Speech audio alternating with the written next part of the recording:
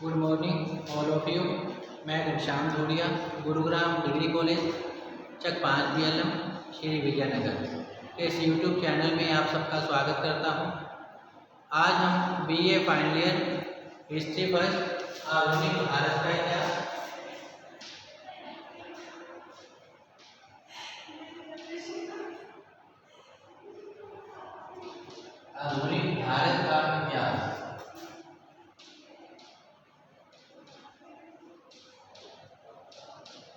इसके अंतर्गत आज का जो हमारा टॉपिक रहेगा वह है भारत में अंग्रेजी शिक्षा व प्रेस का विकास। भारत में अंग्रेजी शिक्षा व प्रेस का विकास, इसके बारे में जानकारी प्राप्त करेंगे। जैसा कि ब्रिटिश ईस्ट इंडिया कंपनी ने अपने शासन के प्रारंभिक दिनों में भारत में शिक्षा के प्रसार के लिए प्रयास नहीं किया था। इन दिनों कुछ उदार अंग्रेजों, ईसाई मिशनरियों और उत्साही भारतीयों ने इस दिशा में प्रयास कार्य शुरू किए थे और 1781 में गवर्नर जनरल वारेन हेस्टिंग्स ने कलकत्ता मदरसा की स्थापना की थी। 1781 ईस्वी में जनरल वारेन हेस्टिंग्स ने कलकत्ता मदरसा की स्थापना की थी, जिसमें फारसी और अरबी भाषा का अध्ययन करवाया जाता था। 1778 में ही हेस्टिंग्स के सहयोगी सर विलियम जोन्स, इन्होंने एशियाटिक सोसाइटी ऑफ बंगाल की स्थापना की, जिसने प्राचीन भारतीय इतिहास और संस्कृति के अध्ययन हेतु महत्वपूर्ण कार्य किए थे। ब्रिटिश रेजिडेंट जोनाथन डंकन द्वारा 1791 ईस्वी में वाराणसी में हिंदू कानून और दर्शन हेतु संस्कृत कॉलेज की स्थापना की गई थी। इसी प्रकार 1800 ईस्वी में लॉर्ड वेलेंजली द्वारा कंपनी के असैनिक अधिकारियों की शिक्षा के लिए फोर्ट विलियम कॉलेज की स्थापना की गई थी। अंग्रेज धर्म प्रचारक और ईसाई मिशनरियों ने भारत में शिक्षा के प्रसार हेतु श्री रामपुर को अपना केंद्र बनाया था। श्री रामपुर अर्थात कलकत्ता को अपना केंद्र बनाया था तथा बाइबल का 26 भाषाओं में अनुवाद किया था। इसी प्रकार डेविड हेयर नामक एक अंग्रेज ने 1820 में कलकत्ता में बिशप कॉलेज की स्थापना की। राजा राम मोहन राय, राधाकांत देव, महाराजा तेज चंद्र सेन, राय बहादुर, जय नारायण घोषला आदि के प्रयासों से भारत में शिक्षा के क्षेत्र में प्रगति का कार्य प्रारंभ किया गया था। राजा राम मोहन राय, डेविड हेयर और सर हाइड ईस्टर ने मिलकर कलकत्ता में हिंदू कॉलेज की स्थापना की थी, जो कालांतर में प्रेसिडेंस कॉलेज बना। इसी प्रकार ईस्ट इंडिया कंपनी के द्वारा भारत में शिक्षा के क्षेत्र में वास्तविक जो प्रयास है 1813 ईस्वी में किए गए थे। 1813 ईस्वी में चार्टर एक्ट में गवर्नर जनरल को यह अधिकार दिया गया कि 1 लाख रुपए साहित्य के पुनरुद्धार और उन्नति के लिए और भारत में स्थानीय विद्वानों को प्रोत्साहन देने के लिए तथा अंग्रेजी प्रदेशों के वासियों में विज्ञान के आरंभ और उन्नति के लिए खर्च किए जाएं। इसके पश्चात शिक्षा के माध्यम पर विवाद उत्पन्न हुआ था। शिक्षा के माध्यम पर विवाद, सबसे पहले शिक्षा के माध्यम पर विवाद हुआ।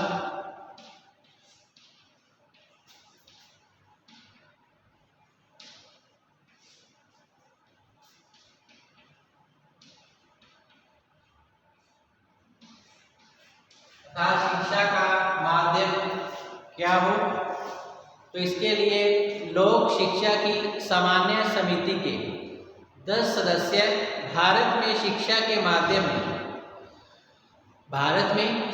के माध्यम के विषय में 2 गुटों में विभाजित रहे, जिसमें एक प्राच्य विद्या समर्थक दल तथा दूसरा आंग्ल शिक्षा समर्थक था, अर्थात अंग्रेजी शिक्षा का समर्थक थे।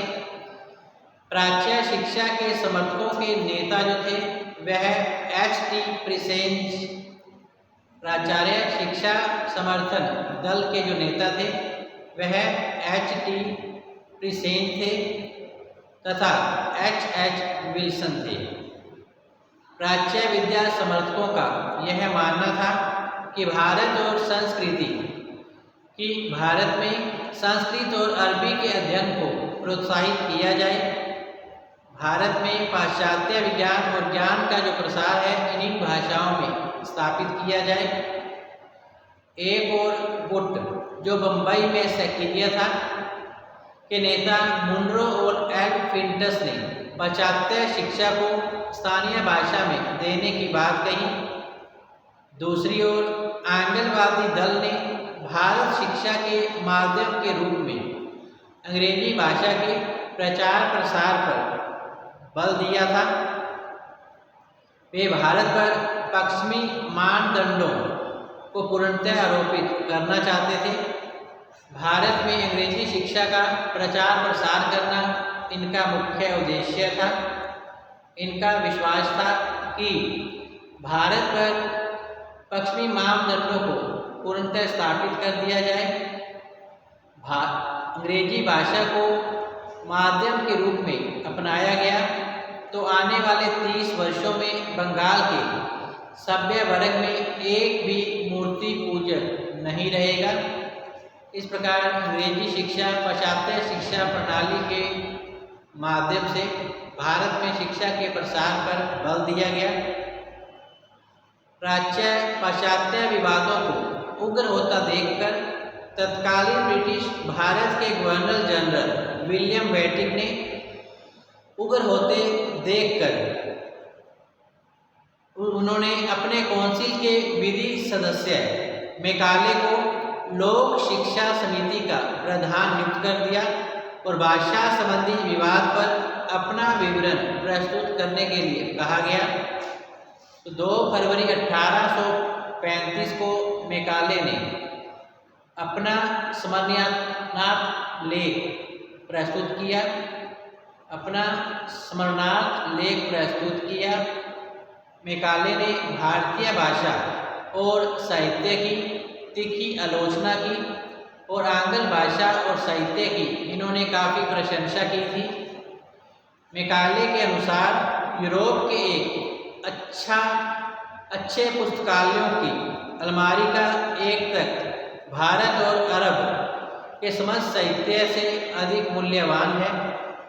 मैकाले के अनुसार यूरोप के एक अच्छे पुस्तकालय की अलमारी का एक तख्त भारत और अरब के समस्त साहित्य से अधिक मूल्यवान है। मैकाले जो कि भारत में अंग्रेजी शिक्षा के द्वारा एक ऐसा वर्ग तैयार करना चाहते थे जो रक्त और रंग से भारतीय हो, परंतु उसकी प्रवृत्ति, विचार, नैतिक मानदंड और प्रजा अंग्रेजी जैसा ही हो, अर्थात वह ब्राउन रंग के अंग्रेजों का एक वर्ग तैयार करना चाहता था।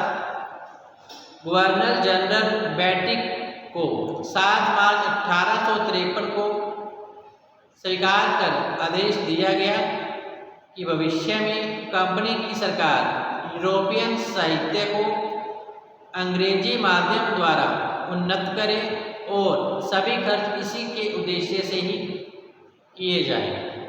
इस प्रकार शिक्षा का अधोमुखी निस्यंदन सिद्धांत पारित किया गया। शिक्षा का अधोमुखी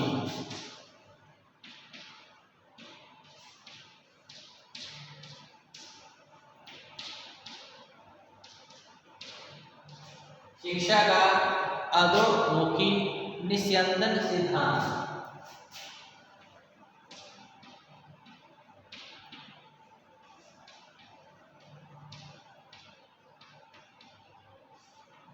शिक्षा का अधोमुखी निस्यंदन सिद्धांत पारित किया गया।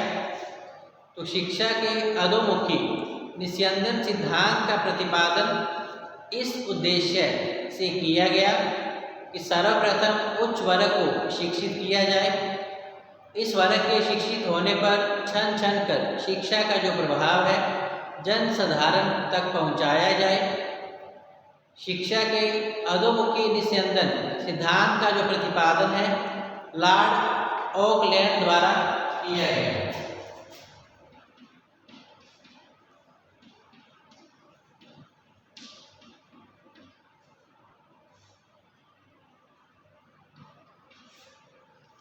शिक्षा का अधोमुखी निस्यंदन सिद्धांत लॉर्ड ऑकलैंड के द्वारा प्रस्तुत किया गया।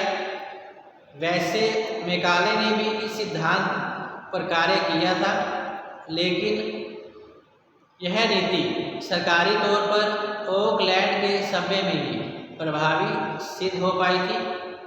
नेक्स्ट है 1854 का चार्ल्स वुड डिस्पैच। 1854 का चार्ल्स वुड डिस्पैच।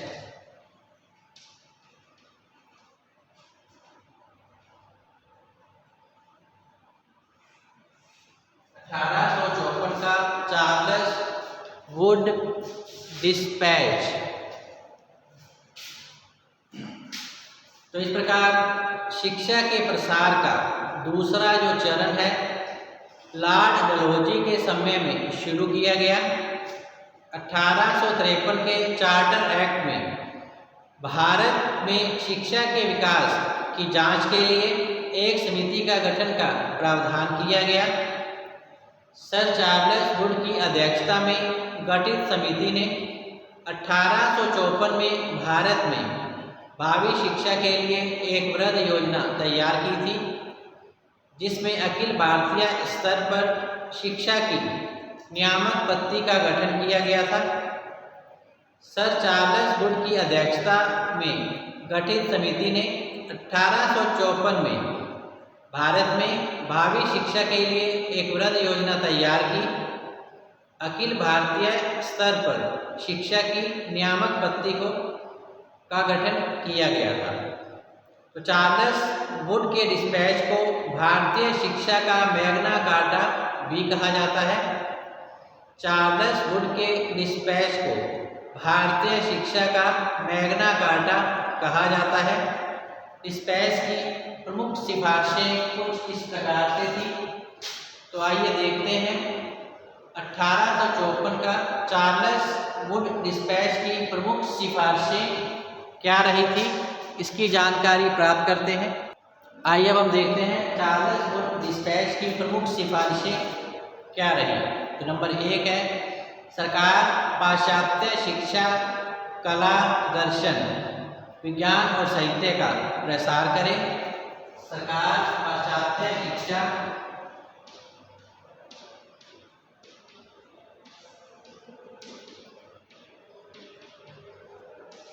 सरकार पाश्चात्य शिक्षा, दर्शन, पाश्चात्य शिक्षा, दर्शन, कला, विज्ञान और साहित्य,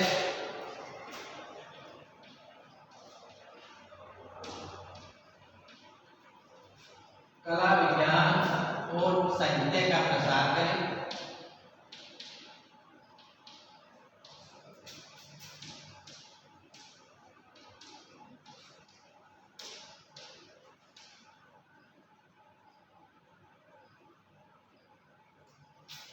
सरकार पाश्चात्य शिक्षा, दर्शन, कला, विज्ञान और साहित्य का प्रसार करे। नंबर 2, उस शिक्षा का माध्यम अंग्रेजी हो, लेकिन देशी भाषाओं को भी प्रोत्साहित किया जाए।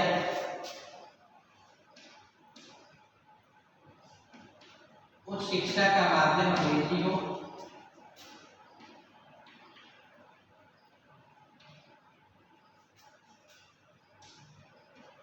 उस शिक्षा का माध्यम अंग्रेजी हो, परंतु इसके साथ साथ देशी भाषाओं को भी प्रोत्साहित किया जाए।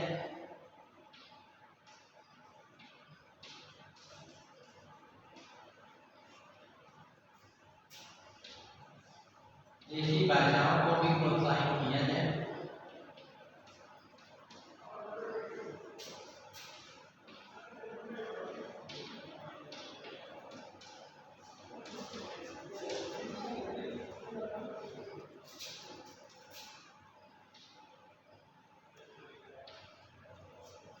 उच्च शिक्षा का माध्यम अंग्रेजी हो, इसके साथ साथ देशी भाषाओं का भी विकास किया जाए।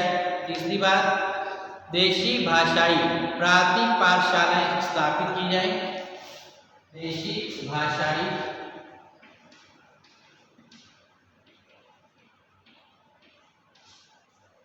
प्राथमिक पाठशालाएं स्थापित की जाए।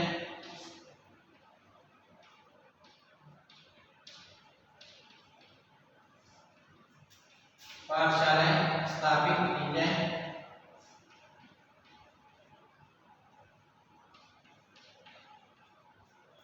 देशी भाषाएं प्राथमिक पाठशालाएं स्थापित की जाएं और उनके ऊपर एंग्लो वर्नाक्युलर हाई स्कूल और संबंधित कॉलेज खोल दिए जाएं।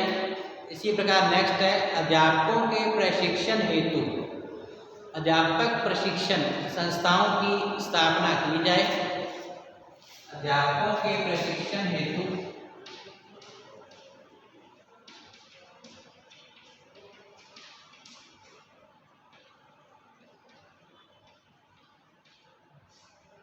अध्यापकों के प्रशिक्षण हेतु अध्यापकों के प्रशिक्षण हेतु अध्यापक प्रशिक्षण संस्थाओं की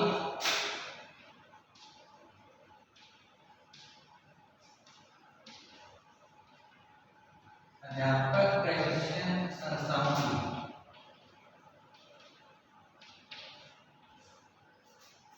स्थापना की जाए।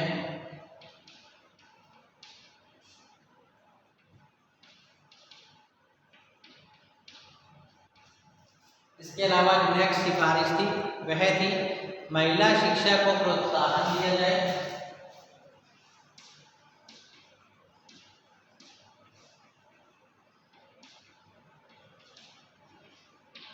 महिला शिक्षा को प्रोत्साहन दिया जाए।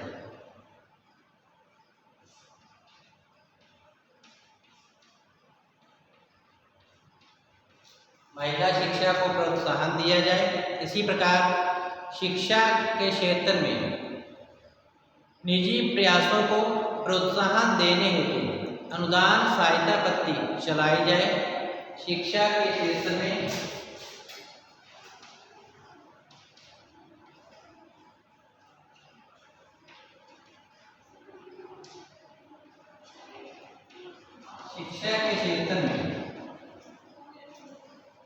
शिक्षा के क्षेत्र में निजी प्रयासों को प्रोत्साहन देने हेतु निजी प्रयासों को प्रोत्साहन देने हेतु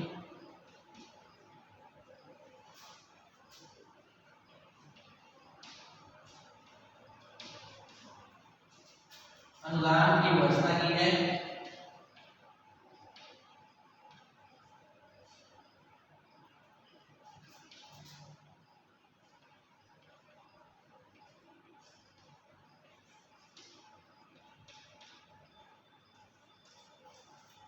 शिक्षा के क्षेत्र में निजी प्रयासों को प्रोत्साहन देने हेतु अनुदान की व्यवस्था की जाए। इसके अलावा कंपनी के 5 प्रांत बंगाल, मद्रास, बम्बई, उत्तर पश्चिमी सीमा प्रांत और पंजाब में शिक्षा विभाग के निर्माण की योजना की लोक शिक्षा निदेशक के अधीन कार्य करेगा। इसी प्रकार लंदन विश्वविद्यालय के आधार पर कलकत्ता, बम्बई और मद्रास में लंदन विश्वविद्यालय के आधार पर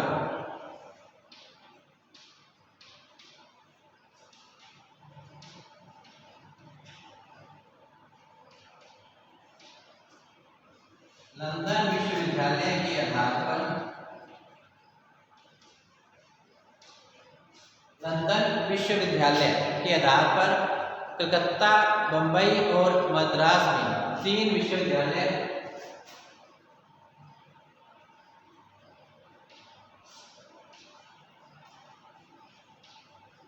कलकत्ता, बम्बई और मद्रास में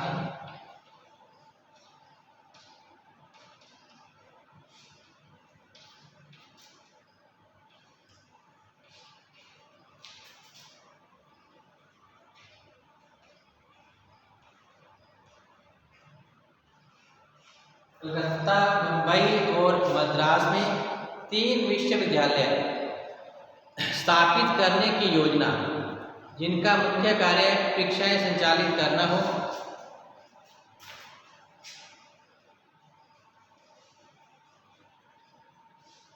स्थापित करने की योजना,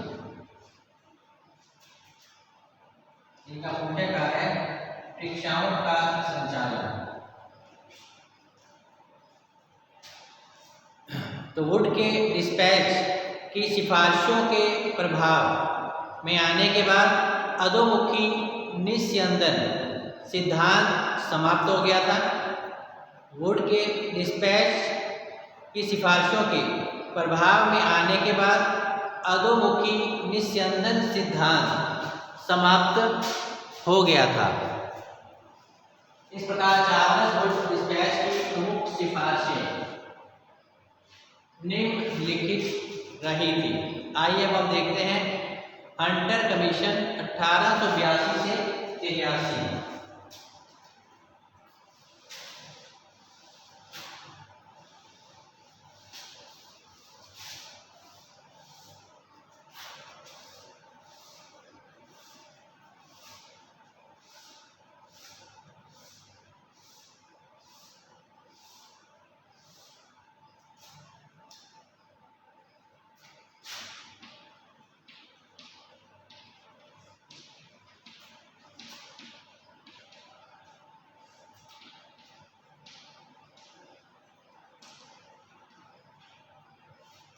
हंटर कमीशन 1882-83।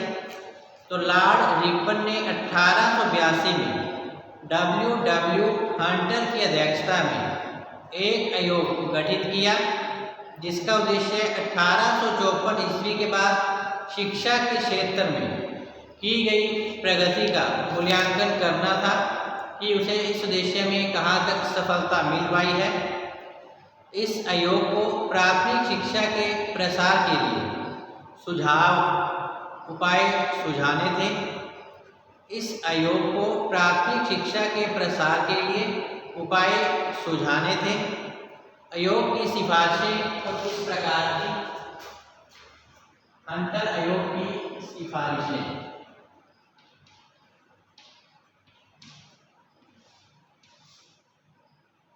हंटर आयोग की सिफारिशें कुछ इस प्रकार से थी। नंबर 1, प्राथमिक शिक्षा को महत्व देते हुए कहा गया कि यह शिक्षा स्थानीय भाषा और उपयोगी विषयों में प्रदान की जाए। इसका नियंत्रण जिला और नगर वार्डों को सौंपा जाए। प्राथमिक शिक्षा को महत्व देते हुए कहा गया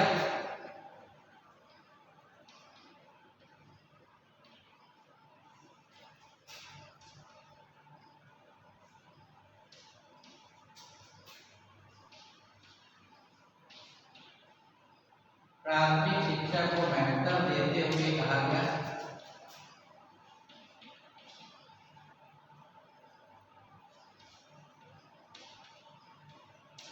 प्राथमिक शिक्षा को महत्व देते हुए कहा गया कि यह शिक्षा स्थानीय भाषा और उपयोगी विषयों यह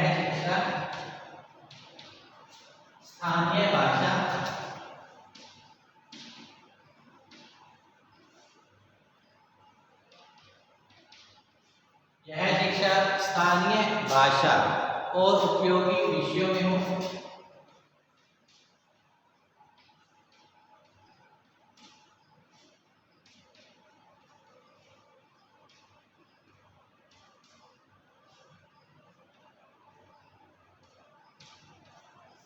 स्थानीय भाषा और उपयोगी विषयों में हो।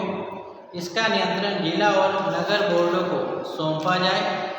इसी प्रकार 2 नंबर सिफारिश, उच्च शिक्षा संस्थाओं के संचालन से सरकार को हट जाना चाहिए। उच्च शिक्षा संस्थाओं के संचालन से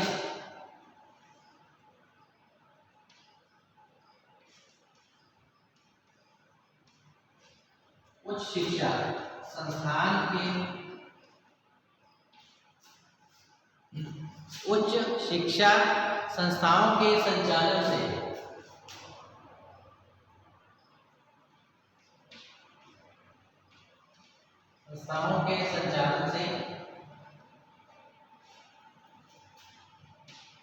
सरकार को हट जाना चाहिए।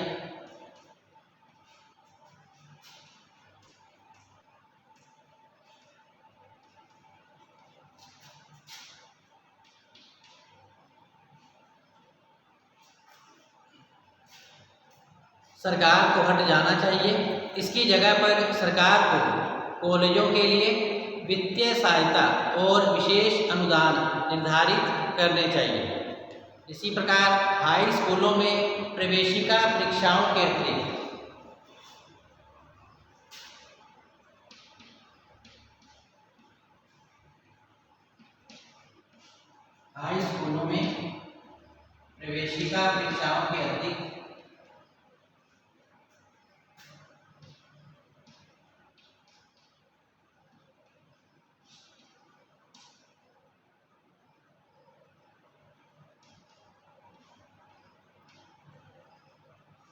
प्रवेशिका परीक्षाओं के अतिरिक्त व्यापारिक एवं व्यावसायिक शिक्षा की भी व्यवस्था की जाए। व्यापारिक एवं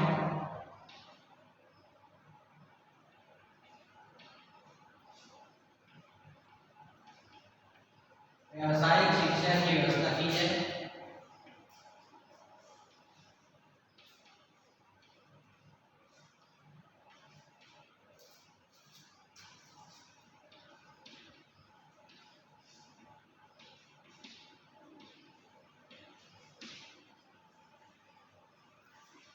चार नंबर सिफारिश जो रही, आयोग ने प्रेसिडेंसी नगरों के अलावा अन्य स्थानों पर महिला शिक्षा हेतु पर्याप्त प्रबंध न होने पर खेद प्रकट किया और इसे बढ़ावा देने के लिए कहा गया। अर्थात महिला शिक्षा को बढ़ावा दिया गया।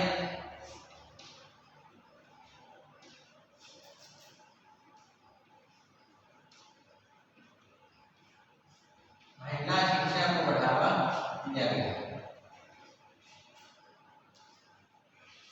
5 नंबर जो सिफारिश रही इसकी वह थी, शिक्षा के क्षेत्र में निजी प्रयासों को प्रोत्साहन दिया जाए।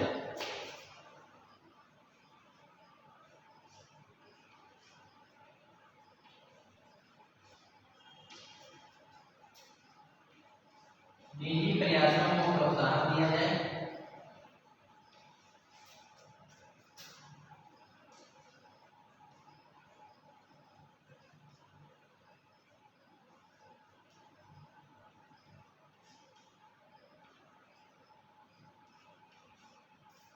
शिक्षा के क्षेत्र में निजी प्रयासों को प्रोत्साहन दिया जाए। तो हंटर की संतुतियों पर सामान्य प्रांतीय सरकारों द्वारा कार्य किया गया था। तो इस प्रकार हंटर कमीशन 1882 और 83 की जो सिफारिशें कुछ इस प्रकार से रही थी। तो आज हम अपना टॉपिक यहीं समाप्त करते हैं। कल हम फिर से इसी टॉपिक के साथ हाजिर होंगे।